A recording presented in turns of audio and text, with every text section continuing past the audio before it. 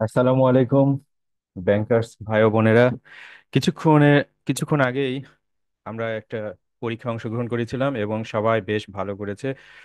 কারণ সবারই প্রস্তুতি আছে, আর প্রস্তুতি নিলেই পরীক্ষা ভালো হবে ইনশাল্লাহ। মূল যে পরীক্ষার জন্য আমরা প্রস্তুতি নিচ্ছি, এভাবে প্রস্তুতি নিতে থাকলে ইনশাল্লাহ সেই পরীক্ষাতেও আপনারা ভালো করবেন এবং 100% অ্যান্সার করতে পারবেন ইনশাল্লাহ। তো আমরা যে পরীক্ষাটা দিলাম সেইটার সলিউশন নিয়ে আলোচনা করব। এগুলো অ্যান্সারগুলো কোনটা সঠিক সেটা আলোচনা করব। আমরা শেয়ার করেছি ইনশাল্লাহ। এখন দেখি কি কি অবস্থা।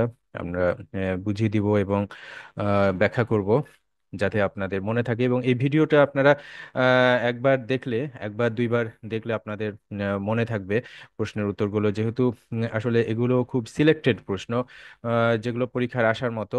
আর আরেকটা কথা মনে রাখতে হবে, পরীক্ষা আপনি ব্যাংকে চাকরি করেন সেহেতু প্রশ্ন অবশ্যই ব্যাংক থেকে আসবে, এতে কোনো সন্দেহ নাই। আর কোশ্চেন ইংরেজিতে আসুক বা বাংলায় আসুক সেটাও কোনো সমস্যা না, কারণ আপনি যা যা করছেন সেটা জেনে করছেন। এইটাই আসলে ম্যানেজমেন্টের জন্য যথেষ্ট। আহ, এ- এখানে কোনো রকেট সায়েন্স নেই।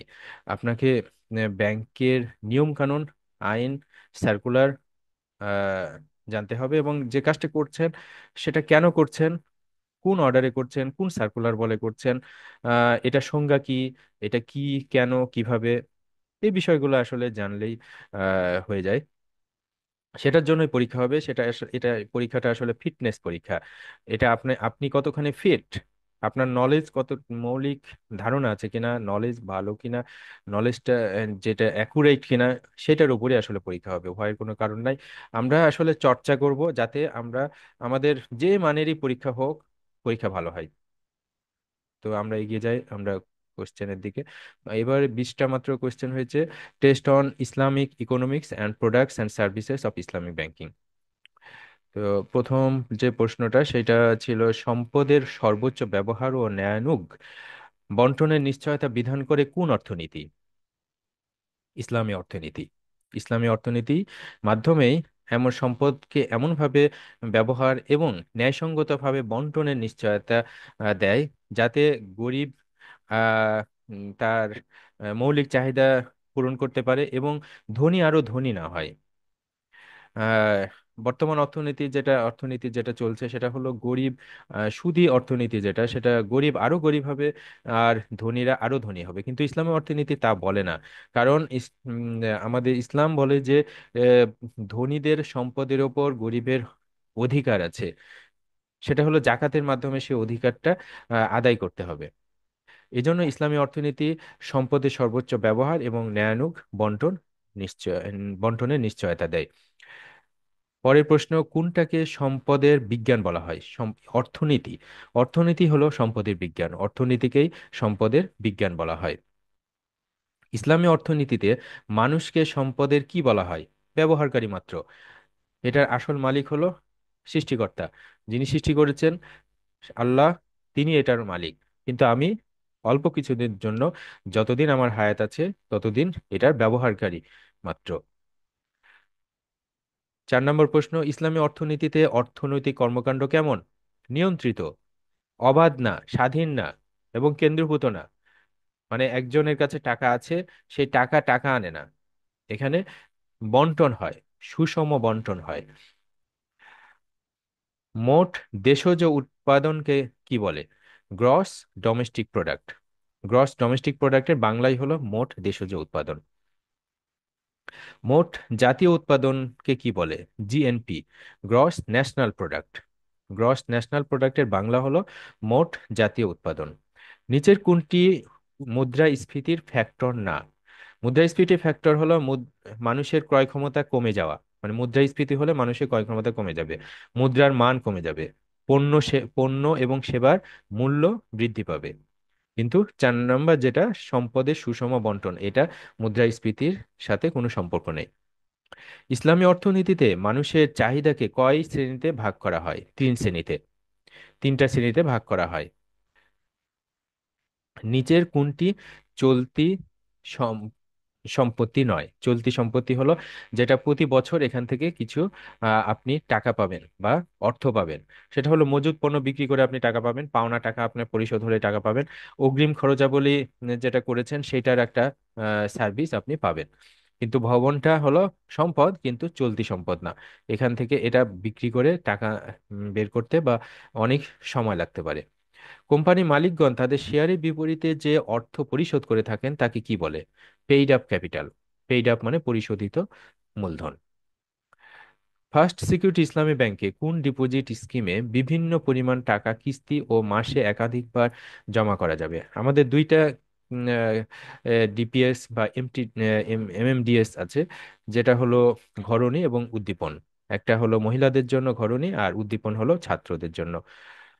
এটা মাসিক কিস্তি বিভিন্ন পরিমাণ দেওয়া যাবে এবং মাসে একাধিকবার দেওয়া যাবে। ক্যাশ সেকশনে নোট কত প্রকার? 4 প্রকার। নোট 4 প্রকার। 4 প্রকার কি কি? এটা হলো ওই যে আহ, দুইটা আছে, মিউটিলেটেড এবং ক্লেমস নোট, যেটা অত্যন্ত ছেঁড়া নোট। আর হলো রিইস্যুয়েবল অ্যান্ড নন ইস্যুয়েবল। এই 4টা নোট নিয়ে আসলে ক্যাশ সেকশন কাজ করে থাকে। মুদারাবা ওয়াকফ জমা ব্যাংক কি হিসাবে গ্রহণ করে? চিরস্থায়ী দান হিসাবে গ্রহণ করে। ব্যাংকের বিনিয়োগের বিপরীতে নেওয়া লাভের ও আমানতের বিপরীতে দেওয়া লাভের হারের ব্যবধানকে কি বলে? স্প্রেড। এটা খুব গুরুত্বপূর্ণ একটি প্রশ্ন। আমরা বিনিয়োগ করছি, সেখানে একটা লাভ আমরা দিচ্ছি, আবার আমানত নিচ্ছি বা ডিপোজিট নিচ্ছি, সেটা বিপরীতে লাভ দিচ্ছি। দুইটার মধ্যে যে ব্যবধান, এটাকে বলে স্প্রেড। ডেবিট বা ক্রেডিট কার্ডের পিছনে একটি 3 সংখ্যার নম্বর থাকে, তাকে কি বলে? সিভিভি। সিভিভি মানে কি? সিভিভি মানে আহ, একটু দেখে নেই। এটা খুব গুরুত্বপূর্ণ একটা জিনিস।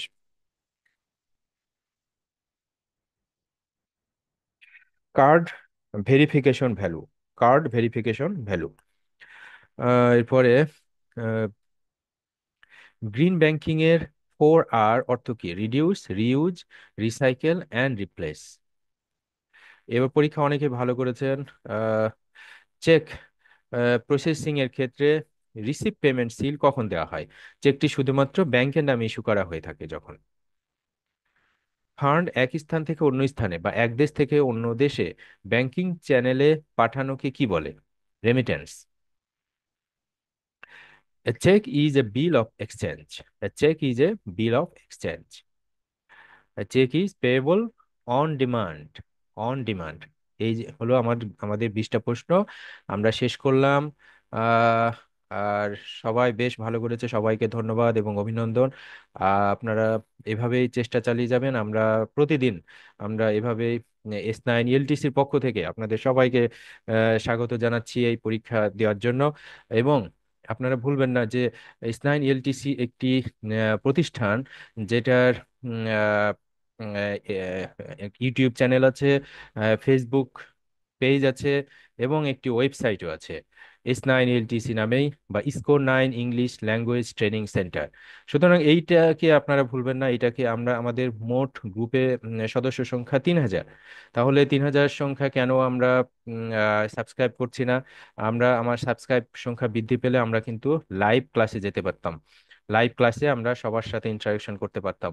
কিন্তু লাইভ ক্লাসে আমি যেতে পারছি না সাবস্ক্রাইবার অভাবে। আপনারা অবশ্যই, যারা যারা সাবস্ক্রাইব করেননি, অবশ্যই সাবস্ক্রাইব করে দিবেন। আমি চাই যে আগামী দিনের মধ্যে ইনশাল্লাহ 3,000 সাবস্ক্রাইবার আমার থাকবে S9 ELTC ইউটিউব চ্যানেলে অবশ্যই। তো সবাই ভালো থাকেন, সুস্থ থাকেন এবং প্রিপারেশন নিতে থাকেন। যতটুকু সময় পাবেন পড়াশোনা করবেন। ইনশাল্লাহ আপনি ভয় পাবেন না। আপনি ভালো করবেন, কারণ প্রশ্ন ব্যাংকের কাজ থেকেই আসবে। ব্যাংকের কাজ কর্ম বা অ্যাক্টিভিটি থেকে আসবে, অন্য কোথাও থেকে আসবে না। মেডিকেল সায়েন্স থেকে আসবে না, বা রকেট সায়েন্স থেকে আসবে না। সুতরাং ভয়ের কোনো কারণে, আপনি যে কাজটা করছেন ভালোভাবে জেনে বুঝে করবেন, এবং জানবেন যে আসলে এটার অর্থ কি, এটার সবকিছু রিলেটেড টার্মস গুলো কি কি, টার্মস এন্ড কন্ডিশন গুলো কি কি, সেগুলো জানবেন। ইনশাল্লাহ আপনি ভালো করবেন, নলেজ বৃদ্ধির চেষ্টা করবেন। ভালো হবে ইনশাল্লাহ। সবার জন্য দোয়া রাখি, এবং আমার জন্য দোয়া করবেন, এবং S9 ELTCর জন্য দোয়া করবেন, এবং সাবস্ক্রাইব করতে ভুলবেন না। সবাইকে ধন্যবাদ। আসসালামু আলাইকুম।